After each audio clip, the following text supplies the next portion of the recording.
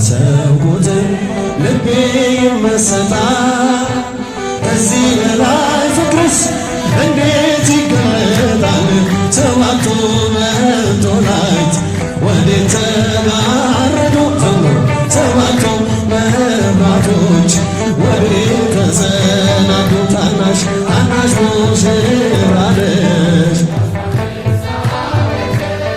ባንቺ ላይ ሲፈጸም ግራዝራት ሁሉን የሚወስን አንቺ ተወሰነ። ከሦስቱ አካል አንዱ ቃልም ሥጋ ሆነ። ስፋትና ጥበት ሰማይና ምድር አንቺ ተገናኙ ገባሬና ግብር። ይህን ባሰብኩት ልቤ ይመሰጣል። ከዚህ በላይ ፍቅርስ እንዴት ይገለጣል?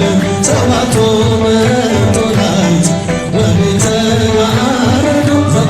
ሰባቱ መብራቶች ወዴት ተሰናዱ? ታናሽ ታናሽ ሙሽራ ነሽ የአስራ አምስት ዓመት ባንቺ ላይ ሲፈጸም እንግዳ ሥርዓት እንዴት ቢመርጥሽ ነው እንዴት ቢያከብርሽ ትናንትና ዛሬ ያገናኘብሽ ምሕረትና ወሰን ግዝፈትና ርቀት ባንቺ ተዋህዶ ፈጣሪና ፍጥረት።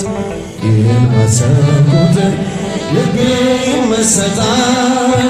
ከዚህ በላይ ፍቅርስ እንዴት ይገለጣል? ሰባቱ መቶላይት ወዴት ተጋረዱ?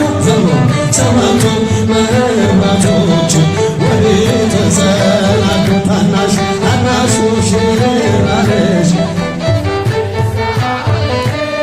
ባንቺ ላይ ሲፈጸም እንግዳ ሥርዓት ምስጢር ሊመረምር ይወጣል ሕሊና ያልፋል ይሻገራል ከሰማይ ደመና። ነገር ግን አይችልም ምንም ቢገሰግስ ከመሰወሪያው ዘንድ ከልጅሽ ሊደርስ። ስለዚህ አቅቶት ደክሞት ይመለሳል መልካ ወዳጅሽን በናፍቆት ያደርሳል።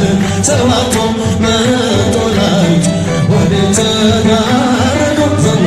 ሰባቱ መብራቶች ወዴት ተሰናዱ? ታናሽ ታናሽ ሙሽራ ነሽ